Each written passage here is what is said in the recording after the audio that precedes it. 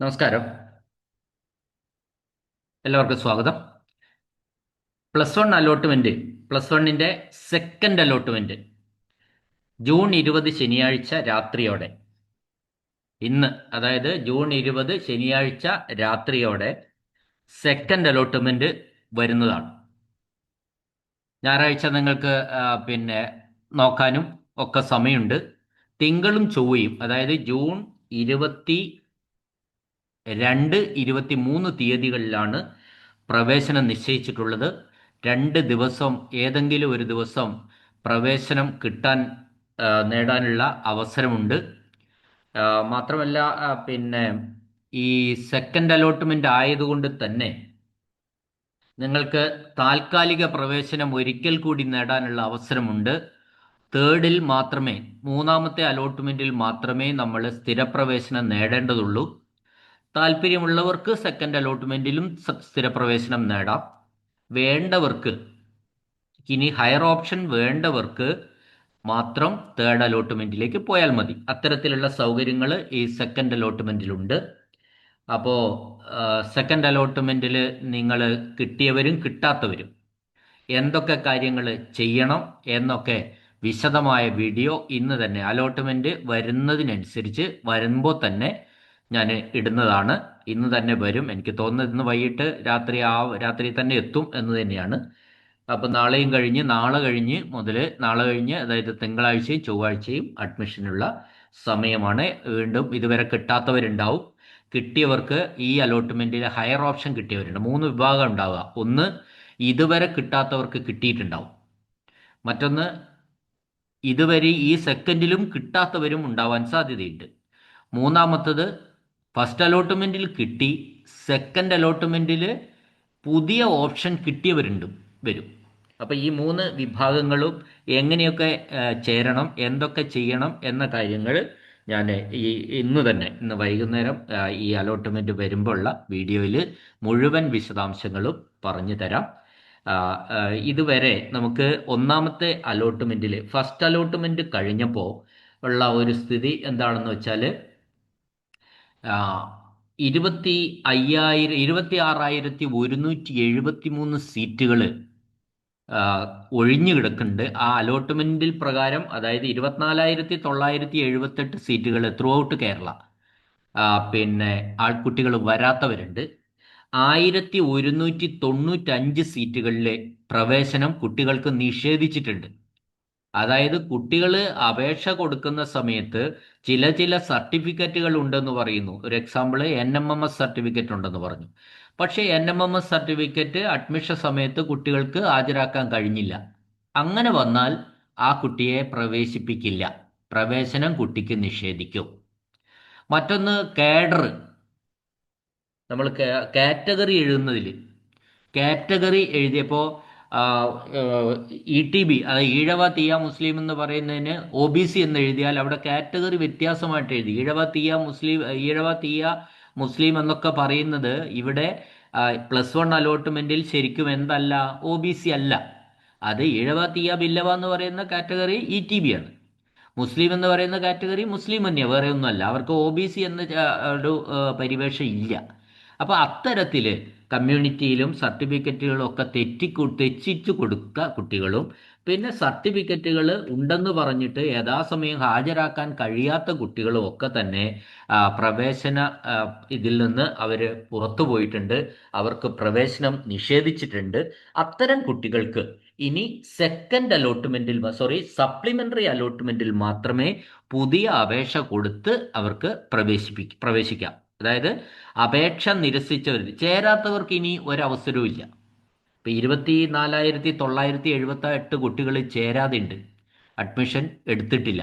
ആ കുട്ടികൾക്ക് യാതൊരു കാരണവശാലും ഇനി സപ്ലിമെന്ററി അലോട്ട്മെന്റിലും അപേക്ഷിക്കാൻ കഴിയില്ല. സപ്ലിമെന്ററി അലോട്ട്മെന്റിൽ അപേക്ഷിക്കാൻ കഴിയുന്ന കുട്ടികൾ എന്ന് പറയുന്നത്, നമുക്കറിയാം, മൂന്നാമത്തെ അലോട്ട്മെന്റിന് ശേഷമാണ് സപ്ലിമെന്ററി അലോട്ട്മെന്റ് വരുന്നത്. അപ്പോൾ ഈ ഒരു അപേക്ഷ, ഇപ്പം നമ്മൾ കൊടുത്ത അപേക്ഷയുടെ പുറത്ത് 3 അലോട്ട്മെന്റുകളിൽ നമ്മളെ പരിഗണിക്കും.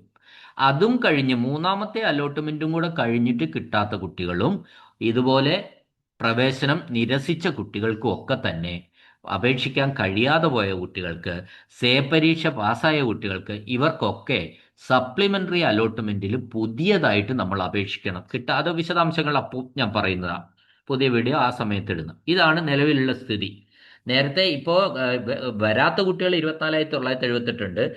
പ്രവേശനം നിഷേധിച്ച സീറ്റുകൾ 1,175 ഉണ്ട്. അപ്പോ അതിലേക്ക് ഉള്ള പ്രവേശനവും ഇപ്പോൾ നടക്കും. ഇത് കൂടാതെ തേർഡ് അലോട്ട്മെന്റിലേക്ക് വരുമ്പോൾ EWS ഒഴിഞ്ഞു കിടക്കുന്ന സീറ്റുകളൊക്കെ തേർഡ് അലോട്ട്മെന്റ് ആവുമ്പോഴേക്ക് ഫില്ല് ചെയ്യുന്നതായിരിക്കും. അപ്പം നമുക്ക് വിവിധ ജില്ലകളിൽ ചേരാത്ത കുട്ടികൾ ഇതാണ്ട്. തിരുവനന്തപുരത്ത് 2013 കുട്ടികൾ ചേർന്നില്ല, 102 കുട്ടികളുടെ പ്രവേശനം നിഷേധിച്ചു. കൊല്ലത്ത് 2349 കുട്ടികൾ ചേർന്നിട്ടില്ല, 74 കുട്ടികളുടെ പ്രവേശനം നിഷേധിച്ചു. പത്തനംതിട്ടയിൽ 1488 കുട്ടികൾ ചേർന്നില്ല, 78 കുട്ടികൾക്ക് അവിടെ പ്രവേശനം നിഷേധിച്ചിട്ടുണ്ട്. ആലപ്പുഴ ജില്ലയിൽ 1443 കുട്ടികൾ ചേർന്നിട്ടില്ല, 56 കുട്ടികൾക്ക് പ്രവേശനം നിഷേധിച്ചിട്ടുമുണ്ട്.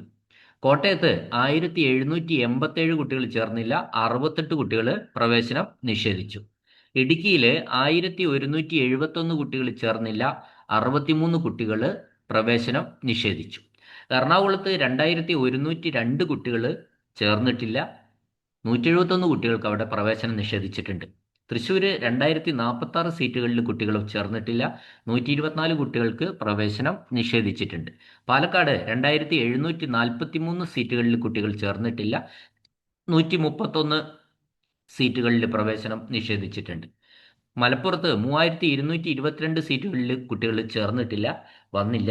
132 സീറ്റുകളിൽ അവിടെ കുട്ടികളെ പ്രവേശിപ്പിക്കുന്നത് തടഞ്ഞിട്ടുണ്ട്, കാരണം കുട്ടികൾ തെറ്റായ വിവരങ്ങൾ നൽകിയതുകൊണ്ട്. കോഴിക്കോട് 1907 കുട്ടികൾ പ്രവേശിച്ചില്ല, വന്നിട്ടില്ല. 101 സീറ്റുകളിൽ അവിടെ പ്രവേശനം കുട്ടികൾക്ക് നിഷേധിച്ചു.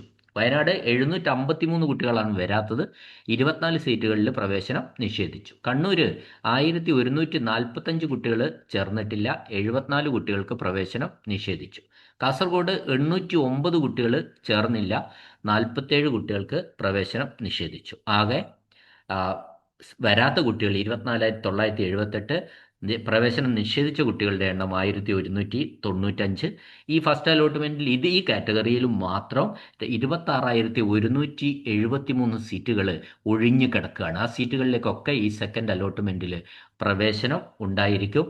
ഈ വരാത്ത കുട്ടികൾ എന്ന് പറയുന്നത് അവർ പല സാഹചര്യത്തിലായിരിക്കും വരാത്തതിൻ്റെ കാരണം.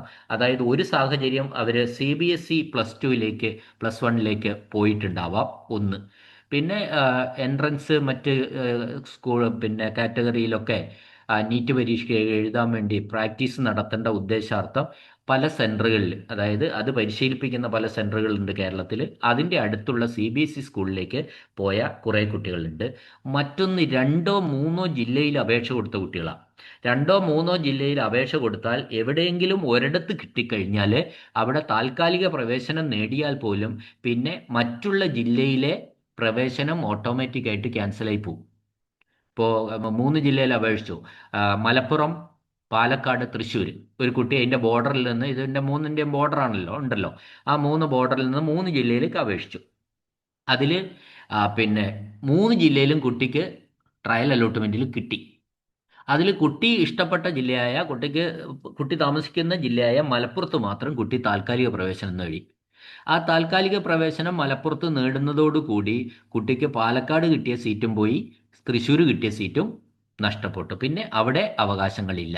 ഇനി മലപ്പുറത്ത് മാത്രം താൽക്കാലിക പ്രവേശനം നേടിയെന്ന് പറഞ്ഞാൽ മലപ്പുറത്തെ ഹയർ ഓപ്ഷനിൽ മാത്രം കുട്ടിയെ പരിഗണിക്കും. അത്തരത്തിലാണ് കുറേ അധികം മെറിറ്റ് നോൺ ജോയിൻഡ് സീറ്റുകളിൽ ചേരാത്ത കുട്ടികളുടെ എണ്ണം ഇത്രയധികം വന്നത് എന്നതാണ് പറയാനുള്ളത്. ഓക്കെ, ഞാൻ നീട്ടുന്നില്ല. നമുക്ക് ഇന്ന് രാത്രിയോടെ +1 സെക്കൻഡ് അലോട്ട്മെൻറ്റ് വരും. വന്നതിന് ശേഷം വളരെ വിശദമായിട്ട് ഓരോ കാര്യങ്ങളും കൃത്യമായിട്ട് പറഞ്ഞു തരുന്നതാണ്, പുതിയ വീഡിയോ ഇടുന്നതാണ്. ഓക്കെ, കേട്ട എല്ലാവർക്കും നന്ദി, നമസ്കാരം.